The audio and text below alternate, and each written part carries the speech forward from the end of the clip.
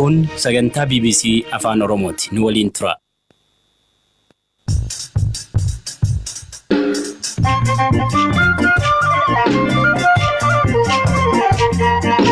Oltiin keessan akkam hordoftoota keenya sagantaa keenya jimaataa qabannee dhufneerra.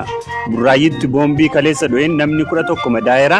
Koomishiniin poolisii Oromiyaa namni to'annoo jala oolee hin jiru jedha. Ammatti namni qabamee to'annoo jala oolee hin jiru. Poolisiin immoo kallattii hundaanuu dhimma kana qulqulleessuudhaaf ciminaan hojjechaa kan jiru ta'uu isaati. Weellistuu sirboota aadaaf ayyaanaa hojjechuun beekamtu Hawwii Tazarraas keessummaa keenya. Weellistoonni dubartootaa akkuma dhiiraa aarsaa barbaachisu hunda kafalaa turanii garuu qixxee yeroo weellisan yeroo faarfaman hin argitu. Haati warraa ministeera muummee duraanii Azeeb Masfin waa'ee jireenya isaanii waan jedhanii fi odeessaalee kaanis ni dhageessu. Angalaanaa Balaa nu waliin tura.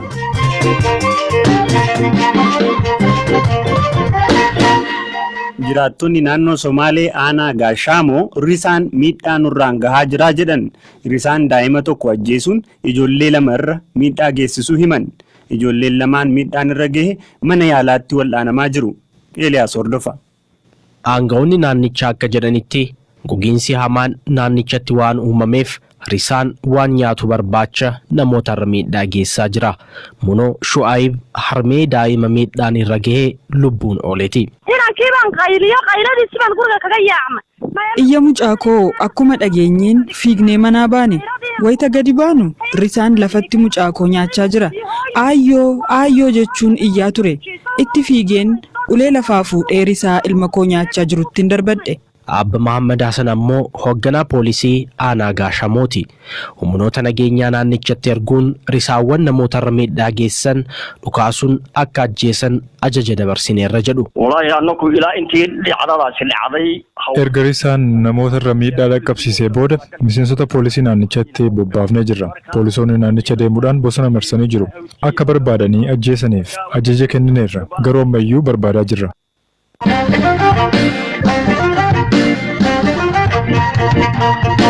Kaampii poolisii Oromiyaa magaalaa Burraayyuutti argamu irratti kaleessa galgala boombii darbatameen namoonni 11 madaa'an.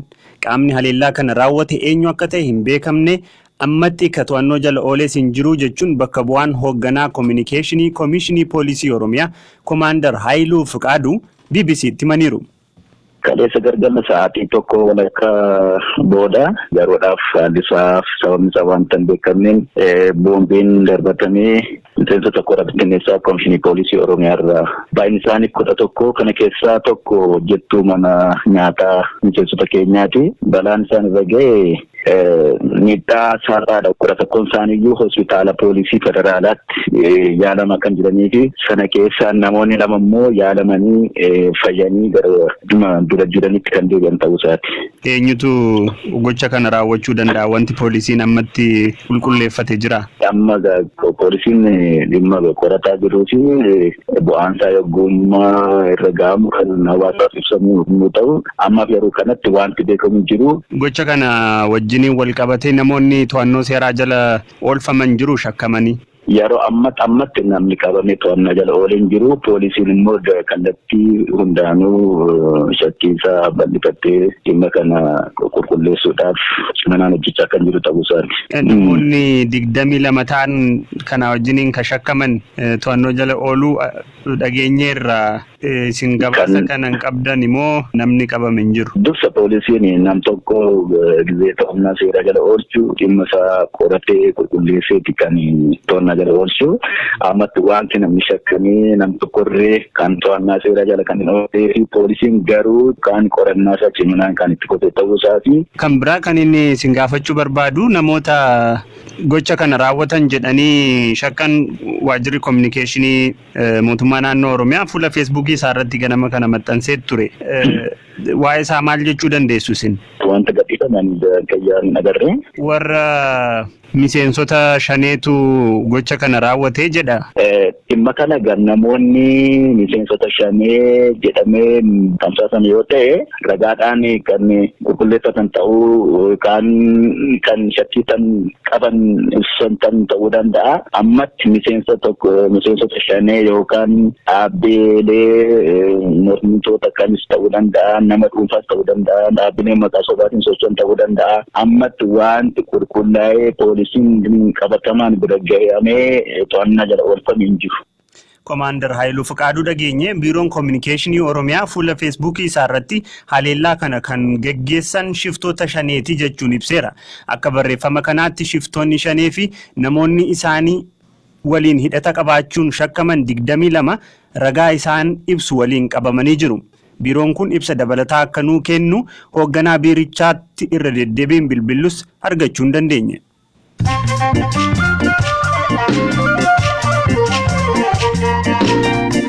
BBC Afaan Oromoo caqasaa jirtu hordoftoota keenya amma immoo odeessaalee gaggabaaboo hirphaa gammachuurraa dhageenya. Bataskaanni Ortodoksii Tawaahidoo Itoophiyaa aleelamaa jira jechuudhaan hiriirri mormii fulbaana 4tti waamame akka lakkoofsa Itoophiyaa onkoloolessa 30 bara 2012tti dabarfamuun ibsameen. Mootummaan mariidhaan rakkoo jiran furuuf jennaan guyyaa hiriiraa dheeressina jechuudhaan qindeessaan hiriira kanaa FBC'tti meerame. Barattoota miliyoona 1,200,000 qormaata biyyaalessaa kutaa 10ffaa qoraman keessaa harki 75 qabxii 2 oliif galmeessuu ejensiin madaalii barnootaa fi qormaata biyyaalessaa hime. Barattoonni 10,000 ta'anis qabxii 4 galmeessuun ibsameera. Talaalliin dhibee busaa Keeniyaa iddoo dhibichitti hammaatetti addunyaarraa yeroo jalqabaatiif kennamuu fi daa'imman 100,000 waggoota 3 dhufanitti ni talaalamu jedhamee jira. Dhibeen busaa waggoota tokko keessatti lubbuu namoota 400,000 ta'anii addunyaarratti galaafatan. Lammiileen biyyoota biroo Keeniyaa jiraatan daa'imman akka hin guddisne dhorkamaniin guddifachi biizinasii namoonni ittiin daddabarfaman akka hin taaneef hamma seerri haaraan ba'utti dhorkameera jedhameera. Pirezidaantiin Rippaabilika Afrikaa Kibbaa kora waliigalaa dhaabbata biyyoota gamtoomanii xumura ji'a kanaa taa'amu irratti hin hirmaadhu jedhaniin dhimmoota ijoo biyya keessaa jeequmsa jibba baqattootaan wal qabatu uumamee fi aleellaa dubartootarra qaqqabu to'achuuf akka ta'e himanii jiru.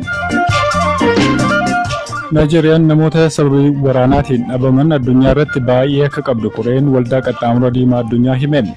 Namoonni 22,000 ta'anis maqaan isaanii galmaa'ee dhabamaniiru jedhameera. Daa'imman hedduun sababii rixxeeltoota Booko Haraamiin dhabamuun ibsamee jira. Galaana oduun sa'aatii kanaaf qabadhe isaan kana. Ayyee yeroo gaarii.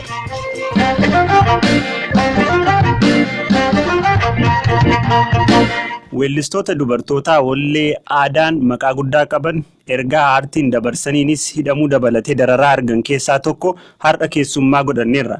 Godina Shawaa Lixaa aanaa aadaa Bargaa naannoo warshaa simintoo Mugaritti dhalattee guddatte. Hojii muuziqaa bara 1997 galte. Weellistuu Hawwii Tazarraa sirboota birraa fi ayyaana qaammee irratti yaadannoo ishee nu qooddeetti. Ababile adole eme biraro kinje abitinoftu kinje abitinof wagamale David kame asisino ababile nayan dardarba karavana xiqqoo ta'ee tan sirbee naannoo baadiyyaatti qunnii buqqisee sirbee beeka waggaa tokko qofan sirbeen maaliif gaafan sirbuudha qasanayyuu sareen ciniinte tindeebineen sirba sanatti baay'ee ayyaana nama hawwachiisu keessaa ayyaana qaammeef ayyaana masqalaati kan Oromoon kabaju ayyaana gubaa jedha Oromooni ayyaanni gubaa kun ayyaana dhiiraati qaammeen immoo ateeteetti facaafatama ayyaana dubartii jechuun beekama jechuudha yeroo nani guddadhee of beekutti gaa akka onkoo ateetee facaafatu ateeteen kunis qincee nyaata harka keessa si kaawwama irra jireessa baay'inaan kan nyaattu immoo qaammee kana irratti jechuudha ani wanti yaadadhu ka haala afaaran haala bareedaadhaan uummanni yookaan maatiin kiyya kabaju Iyyoolee baaboo biraayaa daangulee hojii muuziqaa egaa fedhiidhuma muuziqaa keessa koo jirurraa bara 1997 jalqabee hawwisoo Raamboo yookaan baandii Raamboo keessattan sirba eegale jechuudha. Sirbii ayyaanaan itti yaadatamu sirba bara haaraa yookaan qaammee durbii Oromoo yookaan qarreen sirbitu Iyyoolee baaboo biraa jechuudha. Iyyoolee baaboo biraayaa daangulee. Weellistuu Hawwiin waa'ee baandii mataa isheetii guutummaan guutuutti dubartootaan ijaartees nutti himteetti.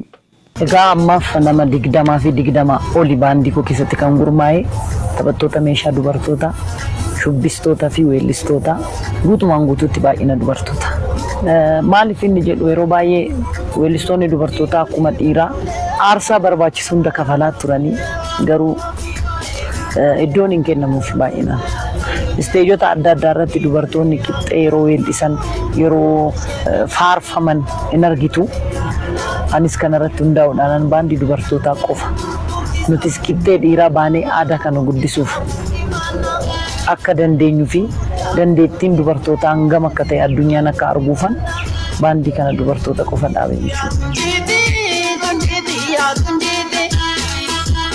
Qophii keenya xumuraan aadde Azeeb Masfin qabsooftuu gameettii adda bilisa baasaa uummata Tigraay fi haadha warraa ministeera muummee duraanii Mallas Zeenaawiiti.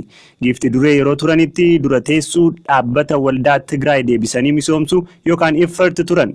Erga abbaan warraa isaanii obbo Mallas boqotanii immoo hundeessituu fi walitti qabduu boordii faawundeeshinii Mallas ta'uun hojjechaa jiru. Waayilli keenya kutaa afaan Amaaraa Fireewoot Kaasaa waliin gaaffiif deebii taasisanii ture. Yeroo ammaa maalirra jirtu gaaffii jedhu waan deebisaniin isinii dhiyeessina. ብዙ ሰው አዲስ አበባ የለችም ይላል ግን አዲስ አበባ ነው ያለሁት። Namoonni hedduun Finfinnee hin jirtu naan jedhu angaruu Finfinneedhuma keessan jira baheen gala maal hojjechaa jirtaa kan jedhuuf ammoo akkuma beekamu hojii paartii keessan jiru hojiilee anaaf ijoollee koof galii argamsiisu hojjechuuf dhama'aan ture. Hojiin koo inni guddaan garuu hojiiwwan abbaa warraa koo itti fufsiisuudha. Barreeffamoonni isaa akka maxxanfaman taasisuuf qophiilee garaagaraa taasisaan ture. Inni kunis goolabameera. Kan biraan ammoo iddoo bashannanaa maqaa Mallasiin moggaafame xumursiisuun uummataaf banaa akka ta'u gochuudha. አሁን የሚሰሩበት ልጆችንም yeroo ammaa ofii fi maatii keessan akkamiin jiraachistu? Galiin keessan maali? በንግድ ዘርፍ ለመግባት Hojii daldalaa keessa galuuf yaadaan jira.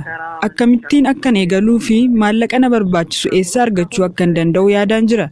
Egaa haga har'aa paartichi hojii daldalaa irratti na ramadee uummataaf hojjechaan ture. Isa kanas xumuree namoota dhimmichi isaan ilaallatuuf dabarsuun harka duwwaan keessaa bahe.